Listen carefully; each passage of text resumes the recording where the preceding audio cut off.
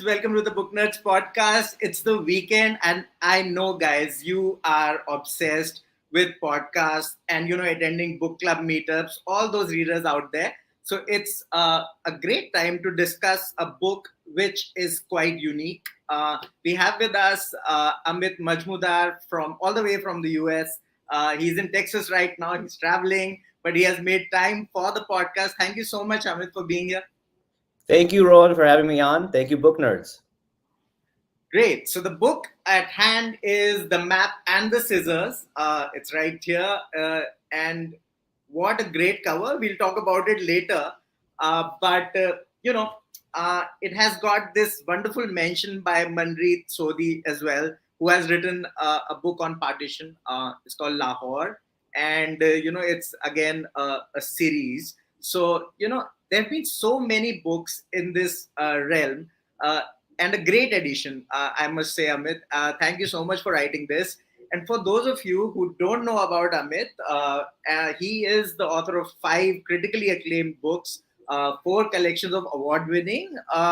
He has also done a translation of the Bhagavad Gita. He has got an upcoming memoir, a children's book, he just told me before we went live. It's an amazing, gamut of, what you have written. Congratulations. Thank you so much. Of course, yeah, I told you that he lives in Ohio with his wife and 3 children. And of course, you are a diagnostic and nuclear radiologist. What's happening there? It's quite a mix. Amit, I'm all over the place. Oh, I think it has come together beautifully, though. But I must say that, Amit asked me just right before we went live that was it a challenging book? I must say it was challenging, but in a very good way. Because I love being challenged. I've been reading a lot over, say, 6, 7 odd years in this realm, but I love being challenged. The writing was so lyrical, and I'm not just saying it because you're here. Even if you weren't here, I would say that. So, thank you so much for this. Okay, let's talk about the 2 characters, the protagonists. It's about these strong-willed characters, Jinnah and Gandhi. And there is so much information out there. Be it textbooks we have read in school as well, and there are so many great non-fiction books also.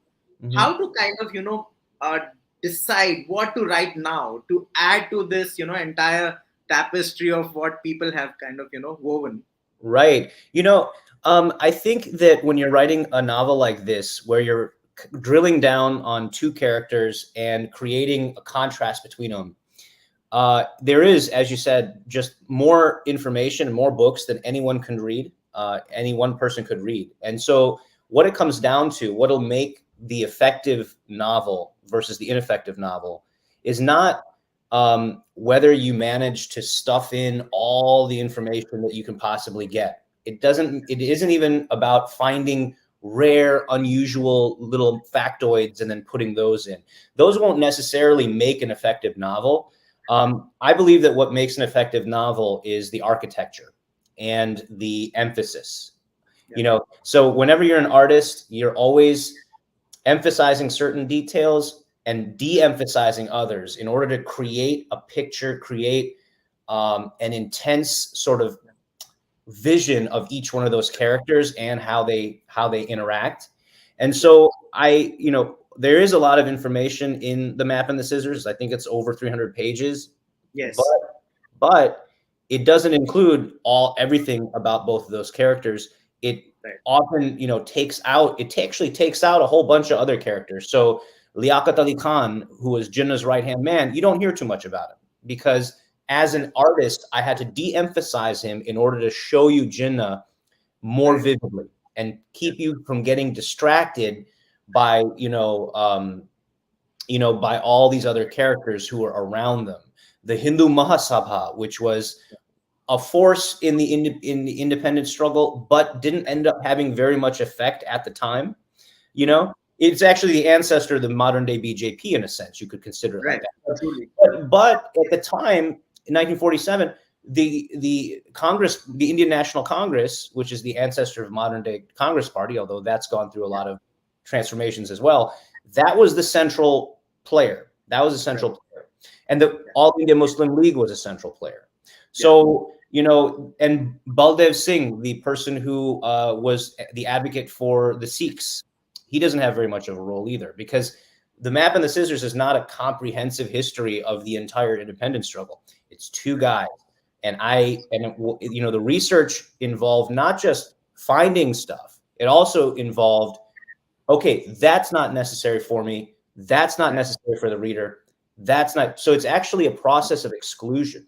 And because there's so much, the real test is, do you have the courage to exclude entire chunks of stuff and still tell the truth?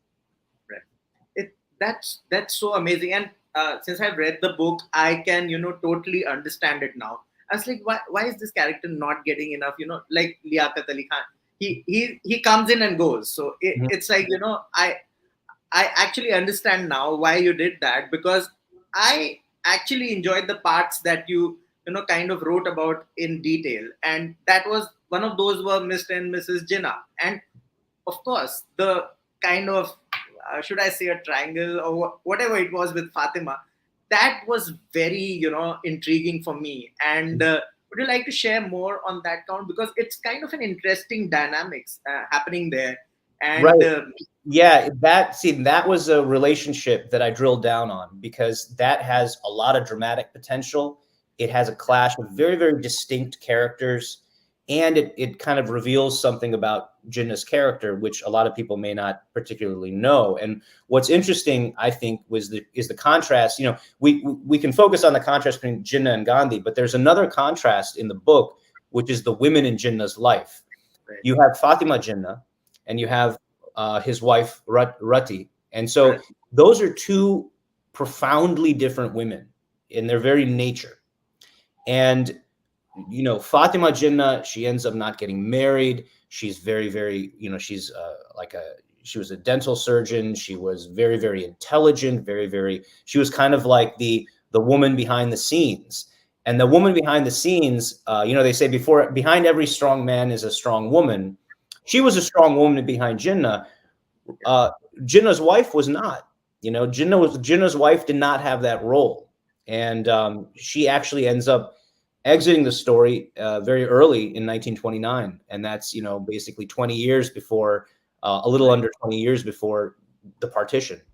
Yeah. And she had trouble reconciling with Jinnah's very, very, business and politics oriented, law oriented mindset. And that coldness that got more intense as time went on, as he became more frustrated politically, it led him to become estranged from her. Meanwhile, his relationship with Fatima, his sister, actually strengthens as time goes on, and she becomes that strong woman behind the strong man. And Rati has a sort of, she's a young, sort of nymph-like, fairy-like, ethereal woman. A very, very profound contrast from this woman of steel, Fatima Jinnah. And that I intentionally foregrounded that relationship for my readers, so that they could see this contrast, this additional contrast, in Jinnah's circle. And more than the facts, I mean, it reads so much like a novel. It's amazing, because I didn't expect, I mean, that Jinnah to kind of break down. That happens at one point. I don't want to get into the details, because it will spoil the entire experience of the reader who is going to eventually read the novel. It was beautiful at that point. It was so human. And similarly, the letter, which was again something. So in while reading the book, I was like, where is this the real truth, where is fiction? I was getting kind of distorted with it. So was it purposeful, and is that the art? Can you delve deeper? Yeah, I think that when you're writing a novel like this, it should own the fact that it's a novel, and I, as a novelist, should be able to access techniques, access elements of storytelling that are closed off to the nonfiction writer. Otherwise, why not just write a nonfiction book? True. And so if you look at Map and the Scissors, there's an extended dream. They're like dream sequences sometimes. Jinnah has after Gandhi's death, Jinnah has a fever dream about Gandhi. It's very Oh yes. symbolic. And then Yeah. he like has this rant, which he he tells of the ghost of Gandhi, and they're in a limousine and he has him arrested. It's a long story, it's a whole chapter of the book, but Yeah. you can't do that as a nonfiction writer, because And that fever dream yeah. never happened, right? Yeah, I think those were the most beautiful parts. I mean, because there would be confrontation, but these parts where it was beautiful, to be honest. Those were the parts which I appreciated the most, and I was like, Yeah. okay, did this really happen? Oh my gosh. Yeah. But the thing is, you take things that really happen, and then I take things that I made up, and Yeah. I interweave them, interdigitate them, so that one gives reality to the other, and the made up stuff gives magic and power to the true stuff. And Right. and that's the art of the historical fiction. That's the art of the novel. And I think that I get bored reading historical fiction when I feel like they've taken a nonfiction book and just translated it into the language and style of a fiction book, where basically you'll have, say, a paragraph that talks about motivations for a character, and then the novelist will simply have that character talking to somebody and then saying those things. And I did not do that. I much rather would have Jinnah have a fever dream with like he has another dream where he's like on a river in a raft, and then Gandhi wants to go upstream into a waterfall, and then Jinnah's like, you know what? That's doing it the hard way. I'm going to go with the current, and I'm going to go faster than you. I'm going to go farther than you. And that's very symbolic and metaphorical, and it has no basis in reality. It's not like Jinnah ever recounted having such a fever dream, but I made it up for him, and it has a symbolic aspect to his political approach to independence. And so that's kind of how I approached that element of it. So as you just based on what we've talked about so far, you see that writing a historical fiction novel with a tremendous amount of research primarily involves cutting stuff out and making stuff up. And it is so interesting. It can be an entire cohort sort of workshop session, and I don't know if you do those, but it would be really interesting, because what to leave out, that is the toughest part of doing this. It would need a really mad editor to work with you, right? I mean, let's talk about your editor, because this kind of book where there are factors, I mean, beyond the book as well, Right. hundreds of people, try to kind of, malign it and sort of, Right. go off on Twitter. Yeah. So what happens there? How So- does that process work? Yeah, so it was a very, very, it's a very, very fraught subject. And we're talking about Gandhi, who is regarded as, some people regard him as a villain, some people regard him as a savior. Jinnah, who's the father of a country with a very, very, passionate following, also a following that insists on making him out to be a saint, almost a superhuman person, and they try and hide away a lot of the things, like, oh, he used to drink, but a truly good believer wouldn't drink, so we can't talk about how he drinks or something like that, right? So there's a lot of people with a lot of emotional investment, a lot of patriotic investment in these characters, and so it's a dangerous sort of minefield to write. And I was aware of that. The publisher was aware of that. So the editing, because the book is so intricately structured from an architectural standpoint, like I'll have like segues from one scene to another where there are images that carry over from one scene to another. There'll be dialogues that echo each other on the two sides of the debate, and so a lot of the editing didn't have to do necessarily with the architecture or structure or, hey, cut this, or, take this chapter out or rework this chapter. That wasn't the kind of editing that we had to do. The editing we had to do was twofold, and it was kind of related. One is that they sent the novel out to a legal team, Right. which was told basically to approach it as a nonfiction book. So whenever there was anything that could be vaguely construed as defamatory, and a lot of times I didn't even know what their threshold was, because a lot of the stuff I was just like, how is that defamatory? It's like, like if you refer to Jinnah having had intercourse with his wife, that's not defamatory. We know they had a kid, so that happened. Yet those types of things, everything got flagged. Everything, almost on every page, it got flagged by the legal team, and they would have little comments saying, you need to provide a source for this. You need to provide a source for this. You need to provide. So I had to go through, and I didn't have necessarily, I don't take notes in that way for my research. So I had to go back to my source material, send them screenshots, send them links to articles, send them sources for basically, I mean, I don't know if it was every page of the book, but there was a lot of it. There was, a huge thing I had to send over time.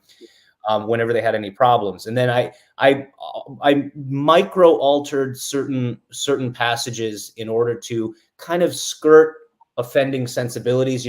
I think in India people might have differing notions of what is appropriate or inappropriate when it comes to sex and religion relative to Americans. So I'm an American. I was born and raised in the United States, and I have a certain notion of what's okay.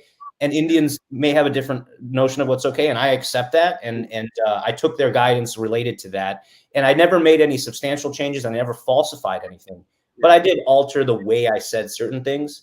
And so that was one thing. And the other thing was making sure. So towards the end of the book, partition happens, and when partition happens, people start killing each other, and people start committing violence, and so.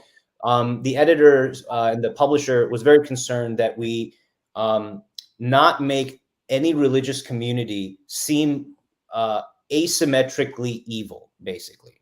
And so they went through and they said, is this balanced? Do we give equal airtime to, the violence committed by either side? And so although as a reader, you may not process this, because a lot of times I personally feel that when people read these types of accounts, depending on what their own religious background is, they'll read it and they'll mentally experience it differently than if they're reading an account of the other side doing something. So basically, if their side is the victim, they remember that, and then they're like, why isn't there an equal amount of the other side, doing this or this or that? So they experience it differently based on what religion they are.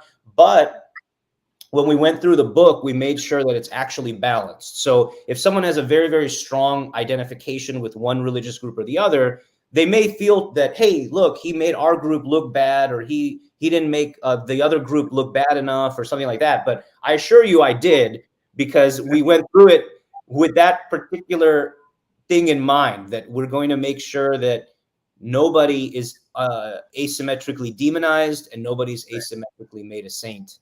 And so everyone, and in historically, everyone did stuff. Basically, everyone did stuff that is shameful and criminal at that time. So those are the two main editing things that we did, or the main editing processes, and those were very, very involved, very, very fraught, and but I think we navigated it pretty well.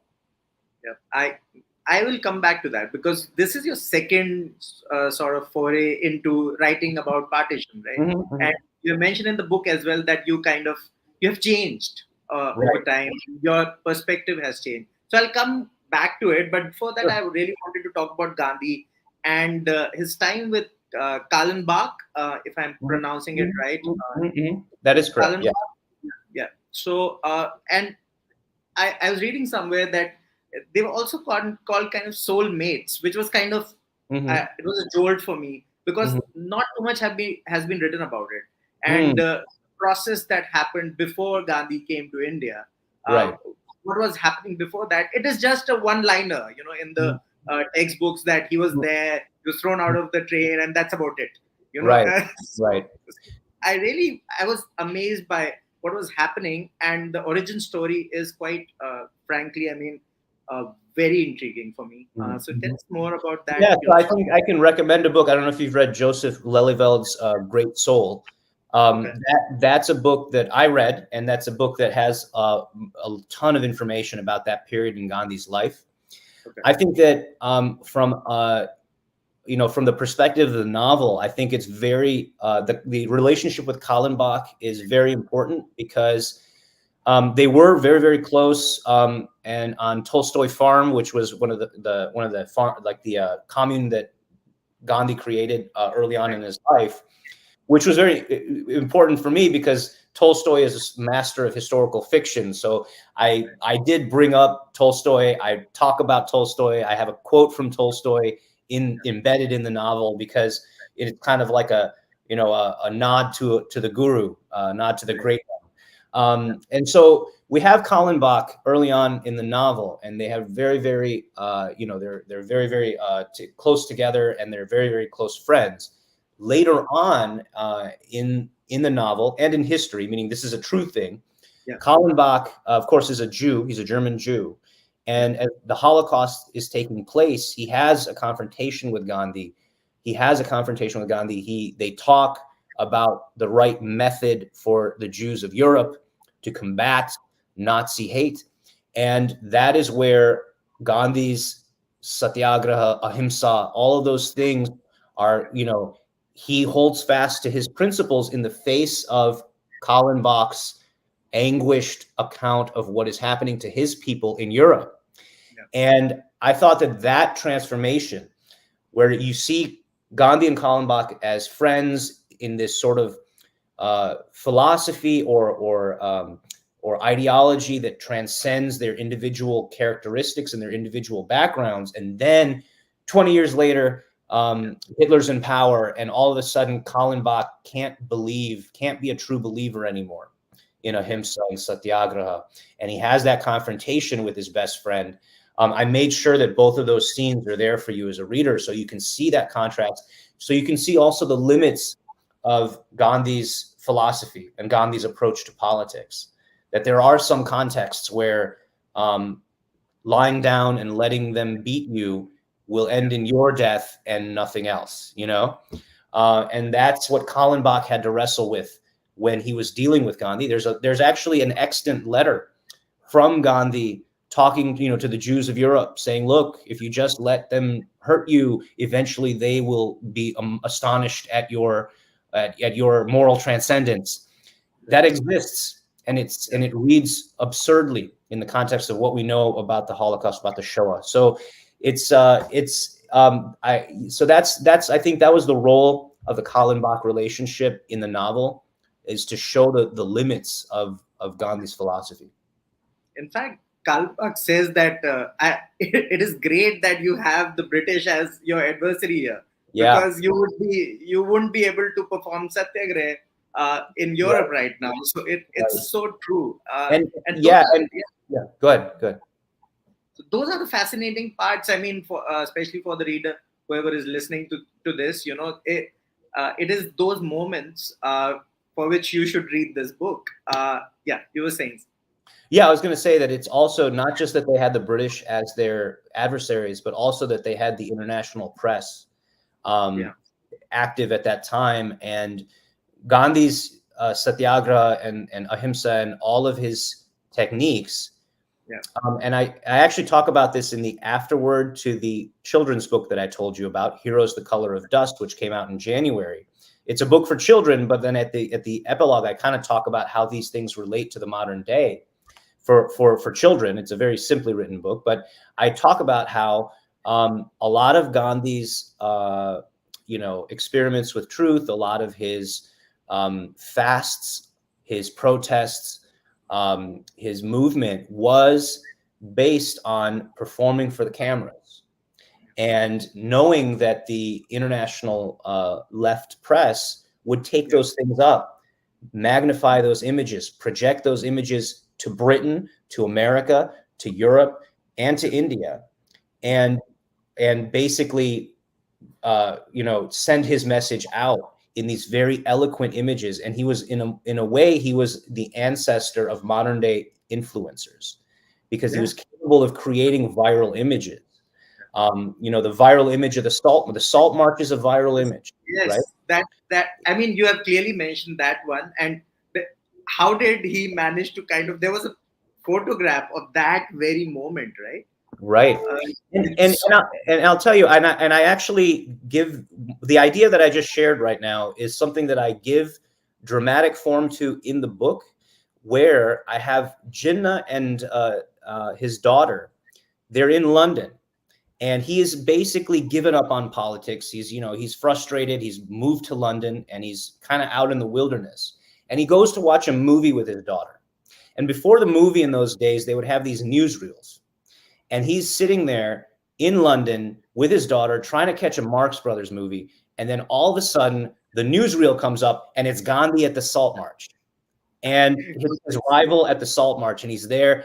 And I put you inside Jinnah's head, and I have him ponder about how Gandhi manages to create these images and basically exploit the international media, and yeah. and it burns him up to be sitting there and seeing Indian politics brought back to him in this form.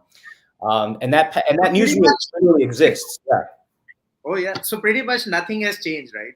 So Yeah. Yeah. I mean, in the modern day, this is how things work. Absolutely. yeah, truly. So I really wanted to ask you about. I come back to the previous question. You know, that what was I saying? Yeah. Okay. Yeah, I was talking about I want to talk about Harilal, and Mhm. a very very interesting addition to the entire universe that you have created. Right. Um, there is this son. There are four apparently, and not much has been written about these people who Mhm. were also in the same kind of they, their origin stories, their problems have There's not been struggle. Yeah. discussed. Because, yeah, in the broader context of things that were happening, Harilal Mhm. is nothing, but he has his story to tell, and he Mhm. has suffered. So Mhm. tell us about the bonding between the family, because even Kasturba, there is a lot that you have Mhm. talked about. Some of Mhm. it you haven't, which Yeah. is Yeah. the art that you have Yeah. performed in there in the novel. So tell us more about this dynamic Right. And family. so for the novel, both Jinnah and Gandhi, I do talk about their family life, because it reveals something about their nature and what politics, in a sense, took from them. In their quest to become a father of a country, how do they what kind of father are they in real life? What kind of husbands are they in real life? And so with Harilal Gandhi, I did focus more on him among Gandhi's sons, because, in a very real sense, I think he's the most interesting. Yeah, Harilal Gandhi, he's sort of an example of how you can only do so much with your life. When it comes to Mahatma Gandhi, Mohandas Karamchand Gandhi, the man, yeah, he's doing all this political stuff. He's doing all these philosophical things, writing all these articles. yeah. What kind of father is he? How much, what is his relationship with his son? And the relationship with the son Harilal is the most fraught and sort of dysfunctional one. And the way in which it dovetails with the subject of the book is that there was a time in Harilal's life, when he had been drinking a lot, and he had a lot of resentment towards his father, and he actually converted to Islam and became Abdullah Gandhi, and then was basically um, taken around by the All India Muslim League to give speeches about his father in a negative light. And Wow. then eventually he converted back at the behest of his mother. But this was just an interesting intersection between Gandhi's personal life and Jinnah's political life, and how they sort of used how Jinnah was able to use this dysfunctional relationship that Gandhi had with Harilal and use it to foreground, and use it to bring the Pakistan movement forward and to discredit Gandhi. And so I have that in the novel.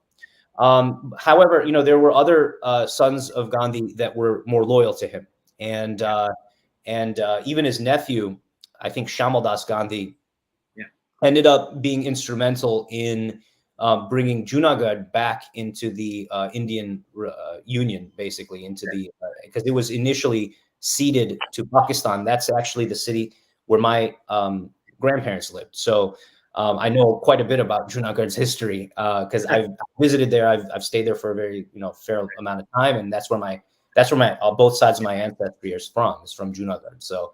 But yeah, Shamal Das Gandhi was involved in that too. So there was, he did have healthy relationships with some of his sons, but I didn't focus on that because it's not as interesting. What's more interesting is Harirao Gandhi, and I think those will be some very interesting passages for anyone who reads the novel.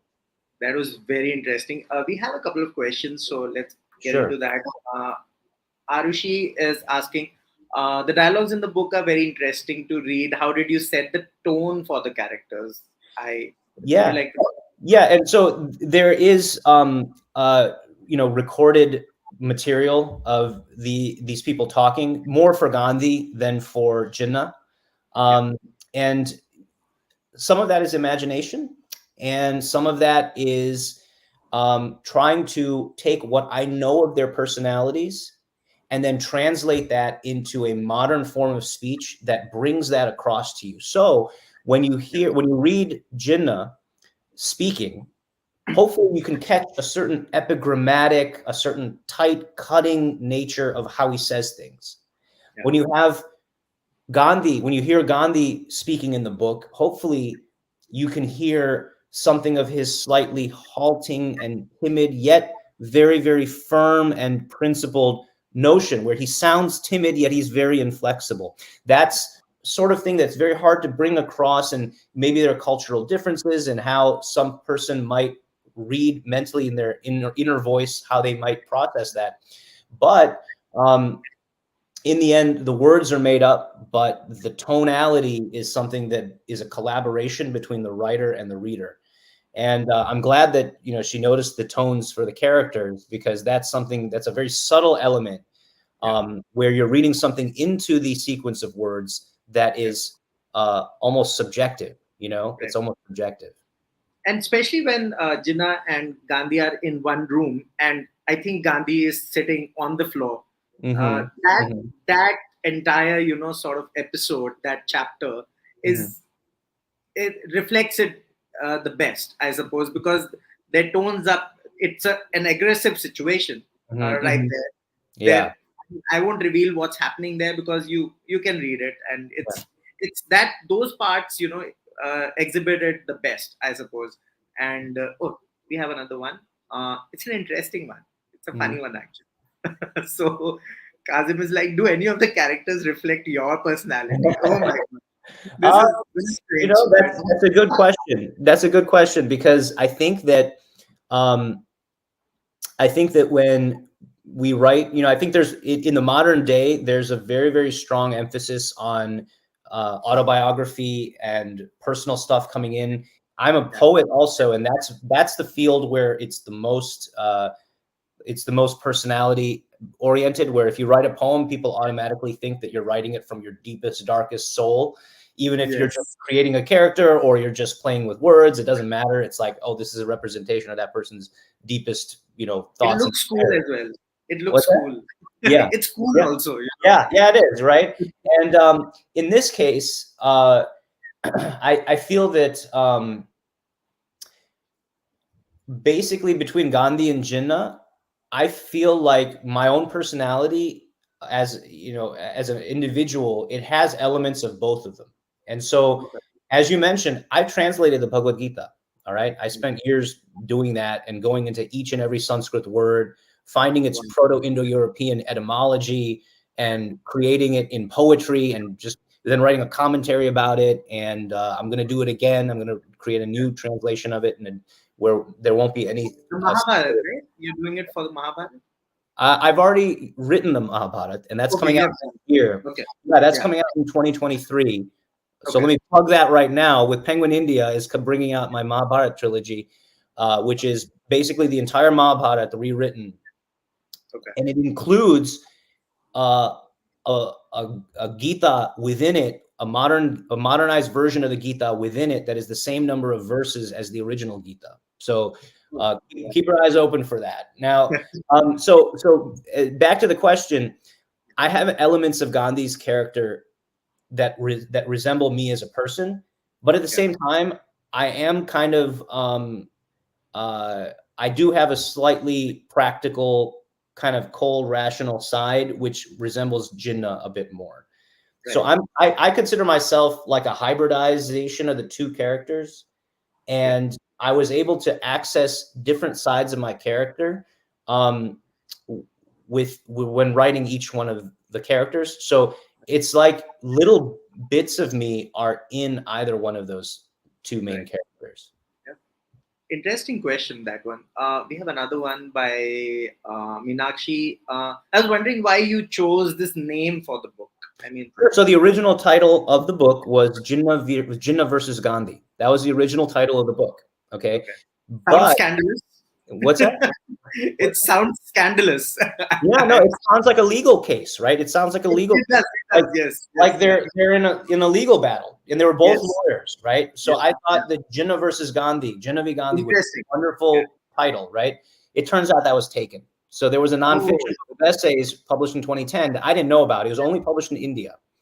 Okay. But there was, so I had never heard of it, and so my publisher said you can't use that title because 10 years ago there was a book of nonfiction essays written called Jinnah versus Gandhi, and so I was like, oh no. So I created a whole list of titles, and this is the one that everyone liked. And basically there was a map of British India. The British Raj included um, Karachi, Delhi, and Dhaka. All right, all three of Yeah. those cities were all part of British India, Right. and Jinnah and the All India Muslim League, they took up the idea of Pakistan, of creating another country out of that, and so they were going to cut that map into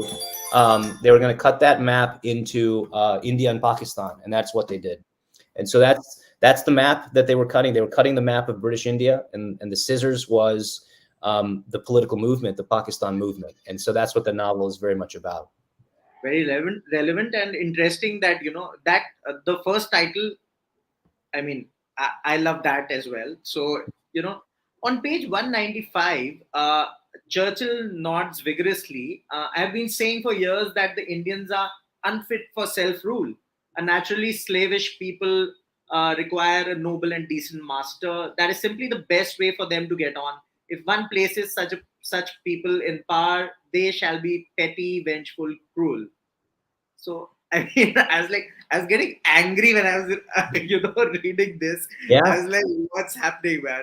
Yeah, I think it's important to remember, and I think I do mention this a little bit in the novel, where, Britain, just like United States, just like India, these democracies, they have they have the conservatives and the liberals, right? And they have two sides. And what's interesting, I found, was that we talk about the British. We talk about, the British said this, the British thought this. The Tories and the labor, and forget about the communists, but like, they had very differing opinions about Indian independence, Right. and Churchill was against it, Yeah. but there were elements in the British government that were pro Indian independence, pro Gandhi, and the independence debate was a debate in London, Yeah. and what's interesting also, if you go back into the archives, you can find people in British Parliament giving impassioned speeches against British colonialism. Yeah. No one ever talks about this anymore because it's very easy for us to just paint them all one way and say, the British. Yeah. What's very interesting is that, the British people didn't actually benefit all that. I mean, they did benefit, but the real people who made a ton of money off of the British Empire were private interests. Yeah. For much of British Empire, it was corporate interests. It was corporate rapacity, corporations, just board of directors of the East India Company. And there were people who hated them. There were people who, when, Clive makes it back to Britain, they put him on trial, Yeah. And so, the research has been interesting. Well, it was very interesting to see how Churchill, he says that kind of stuff. There were people who would have vocally in Britain, white British men who would have vocally disagreed with Churchill about that, Wow. at the time.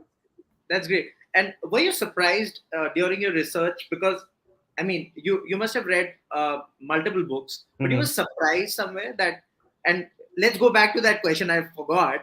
Yeah, You have written a book about partition, and then you yeah. change. You mentioned that there is a change in perspective over Mhm. time, Mhm, and mhm, mhm. you approach this book in a different manner. Yeah, What are you totally reading different manner. about them? So the totally different, there's a totally different book that I've written about partition. I totally stand behind it. I think it's one of the most beautiful things I've ever written. So if you like the lyrical writing in Map and the Scissors, definitely go to Partitions, which was published in 2011, because that is, it's right into your veins of all the beautiful writing and the Yeah, imagery and the sort yeah, of dark, beautiful, violent, yeah. type of stuff, right? It But kind what sorry to cut you off there. It kind of, it starts with that. Map and the Mhm, scissors starts with that, and then you mellow it down perhaps a little bit. mhm, A little mhm. bit. Not Right, entirely. right. Was it deliberate? And Yeah, please in continue. the sense that, are you talking about the prologue and then the book itself? Yeah, so the prologue is there to basically show you what is going to happen down the road. And then the mellowing out is where, because I'm starting then with the youth of Jinnah and Gandhi, so you can see their trajectory, where you have this sort of mellow guy, this sort of quote unquote mellow situation. Guy, Jinnah's studying law in Britain, and all this stuff, and they have family life, and they have political life, they have rivalry, and then it escalates and escalates and escalates, and then you find yourself towards the end of the book, you find yourself in Noakhali, right? Gandhi is walking through Noakhali, and then that is what dovetails with the prologue, that taste you got of what was coming, and then I Right. take you back to it, and then you have Jinnah in a refugee camp, Yeah. and so then you see how we've ended up at that spot again. So yeah, that was very deliberate. It was an architectural decision where I was going to show you, give you Awesome. a little taste of what was coming, Yeah. and then show you the innocuous and innocent ways in which two people having debates and working politically all ends up culminating in this, catastrophic stuff, right? Yeah. And so the difference between Partitions and Map and the Scissors is that in Partitions, there's no Jinnah, there's no Gandhi, there's no Nehru, there's no Sardar Patel, there's no anybody. It is purely regular people. It's just regular folks, Yeah. caught up in the division of Punjab, basically. Okay. Okay. And they have to find their way across the border, and they end up meeting up, and this, that, the other. Now, with the Map and the Scissors, it was the result of a feeling of incompleteness on my part as far as my understanding of and literary treatment of the partition. Because from a novelist standpoint, if you asked me, hey, do you want to write a novel about innocent people getting caught up in really dangerous historical events and trying to survive? Or do you want to write about two old guys debating politics? I would say I want to write about the first thing, because I know I can get an audience like that. Right. It's easier to write about that because you can have, sympathetic characters and really, really intense scenes, and it's there for the taking. It's low hanging fruit artistically. Yeah. What's Yeah. the difficult thing? Taking two guys who are very idiosyncratic, Yeah. follow their entire life, and have them argue, and then have it culminate in the partition of India. Which one of those two partition novels do you want to write if you Right. had to write? So I think I did it in the right order. I think that if I tried to write this novel, Map and the Scissors, if I tried to write that with my abilities in 2011, I might have not done a good job of it. Okay. I grew as a writer, and I did more research. I learned more stuff. And I also probably, just gained a little bit more understanding of how to write this particular type of book with real life historical characters given fictional form. And so that's the difference between map and the scissors and partitions, but they're complementary. And I stand by both of them. I think they're both. I'm proud of both of those novels, but I don't even consider them to be sibling novels. I consider them to be very different novels, fundamentally different novels, but they're about the same exact topic. It would be great, to kind of read them together back to back. It would You have the give opportunity. Partitions yeah, is much shorter. Partitions a much quicker read. So yeah, I'd love to hear what you thought if you yeah, do. it would be great to kind of see the trajectory, what has happened with you. It's Yeah. beautiful when that happens. Also, since it's the Book Nerds podcast, we talk about books in general as well. What are the kind of books you pick up? I mean, of course, you have to read up Yeah. for research. Right. Besides that, do you get a chance to kind of delve into other books? Oh What are yeah. the ones you would recommend to Oh our yeah. I read a ton of stuff, and I audiobook a lot of stuff too. okay? And I am a very eclectic reader in the sense that I like to jump around among different genres. And you can see that in my own writing, where I will, like, my next 5 books. So my next 5 books, beginning in January of 2022, Okay. I have a children's book about sparrows. Yeah. I have a novel about the partition of India and Jinnah and Gandhi. I have a memoir about my son. I have a book of nonfiction essays about colorism in India and Okay. other sort of Hinduism related subjects. Right. And I have a retelling of the Mahabharata, right? So Wow. so those are the 3 things between now and 2022 to 2023. So clearly I jump around. And the same thing happens with what I read. So if you think about the last few things that I read a nonfiction book about Angkor Wat. I read a novel by Toni Morrison, the American Nobel laureate, Yeah. which was her first novel. And I also reread Beloved. Um, I read a nonfiction book about called The Elephant in the Brain, or I read parts of that. I read The Shape of Ancient Thought, which is a book about Greek and Indian philosophy and how they resemble one another. I am listening to The Moonstone by Wilkie Collins, which is a 19th century novel about a jewel stolen from a Hindu temple by British, by the British. Yeah. And I also have been reading books of poetry as well, which I'm always reading poetry, whether it's on my Twitter feed or I get books of poetry.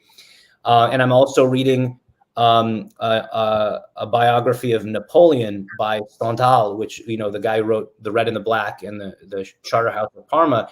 He was a big fan of Napoleon, and he was a contemporary of Napoleon. He was in Napoleon's army, and he wrote a book about Napoleon. So that's also what I'm reading right now. So I'm all over the place at all times. It's so wonderful because we really appreciate the community also reads all kinds of genres, and Yeah. just yesterday we had an author who had written a sports kind of novel autobiography kind of thing, Yeah. a good mix about gymnastics. So it's I always love like it. that.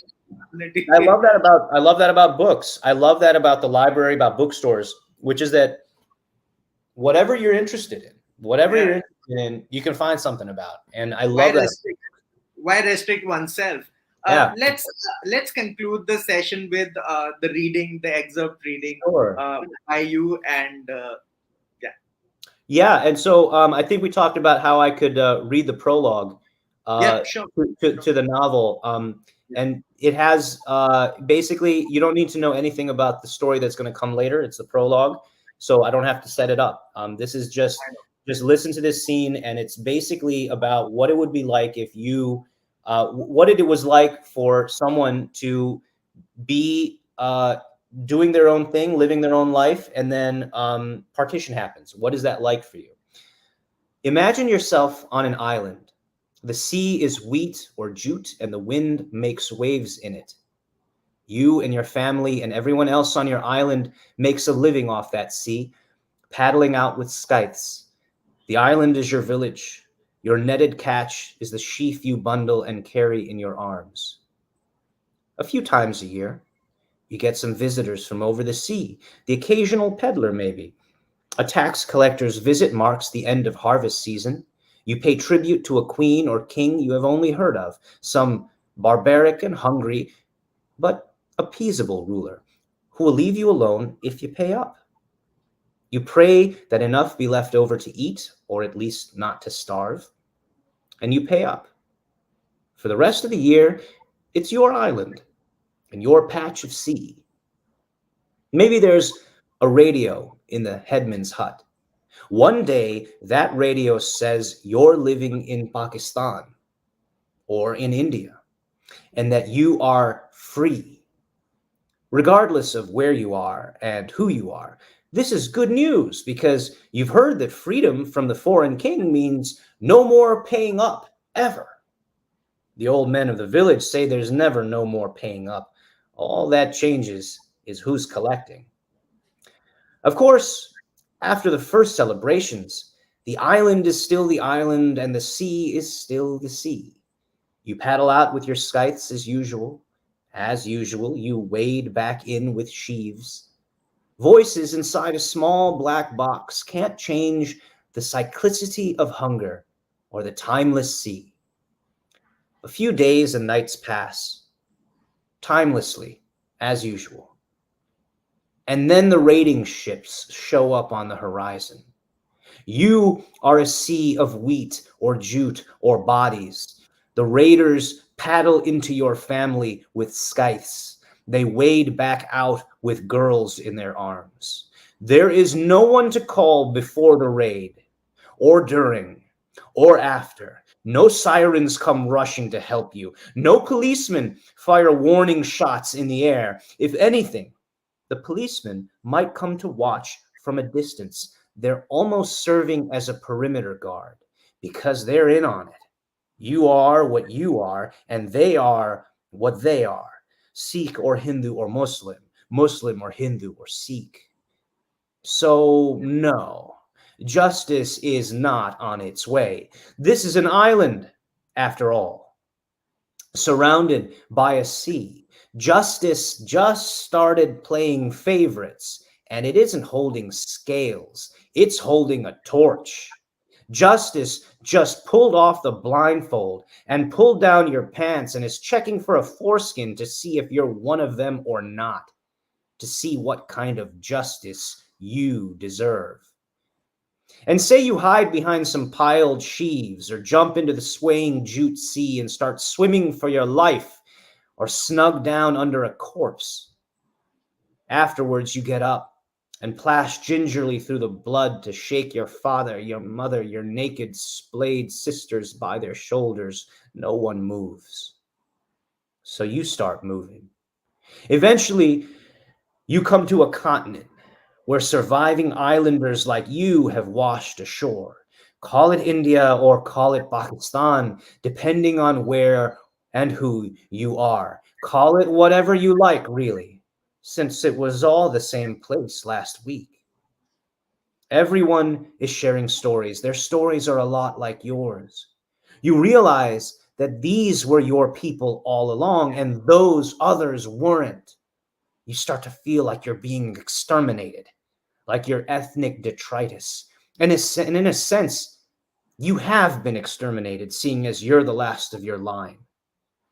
So maybe a few people who look and pray like you get together and lay out some scythes and knives on the ground and stare at them a while. One man says his cousin knows where to steal some grenades from. Another man turns to you and asks, "Are you with us?" What happens next is not inhuman, much less animal. It is not barbaric, and it is not irrational. It is natural. Because violence has a life cycle too. When you suffer it, you are the larva. When you fester over it, you are the pupa. When you contemplate inflicting it, you are the nymph. When you inflict it, you have spread your wings. Adulthood. Yes, you whisper, I'm with you. You are part of a band of raiders now. You set out in search of an island to raid. All this raiding, this vengeance and counter vengeance can be traced back. It always starts somewhere.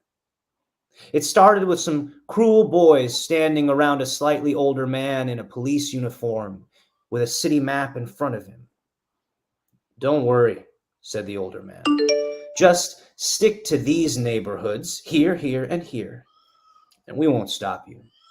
This country is ours. And before that, the man in the police uniform was sitting before a still older man in a camise chewing tobacco. You know what to do, said this still older man, or rather, what not to do. They're doing it to us anyway. And if they haven't, they will. If anyone asks questions, I'll protect you. So don't worry about that. No one will be left to ask questions anyway, God willing. This country is ours. And this man in the camise was sitting, like so many hundreds of other men his age, next to a radio. Out of that radio came the voice of a very, very old man in a three-piece suit and monocle. A man so old he looked like he would break if the rain fell on him. This appearance was deceptive, of course. He was old, and so thin he was a scaffold of bones and little more. But he wasn't frail.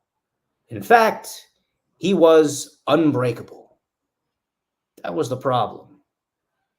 This country is ours, said that old, unbreakable skeleton of a man.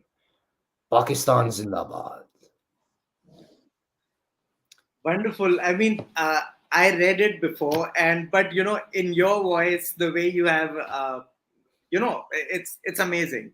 Is there an audio version to this? Not yet, not yet. I'll record one if they want me to. It will sound great because just this, kind of exclusive. It's exclusive for us, I suppose. But it is great how you have kind of read it out, and it would sound great. I'm pretty sure about it. Thank you so much, Amit. It has been great talking to you, Thank you and for having me on. this book is seriously cut above the rest. I Thank you am so much. really sure about it. And guys, pick the book up from Amazon or an independent bookstore, around you. I'm sure it must be, getting to the bookstores as of now. Can you confirm that? Or Yeah, it's been released, and we're after the release date, so you can get it. Absolutely. awesome. So read the book. Leave a review on Amazon. Amit is obviously. I think you are on Twitter, so you can I'm reach on Twitter at Amit Majmudar. Yep. Yeah, so great. Thank you so much. It has been amazing. I simply yeah, I'm speechless actually. Thank It you was so much. amazing. Thank you so much for having me. It's amazing. Thank you so much. Thank you Thank so much. you.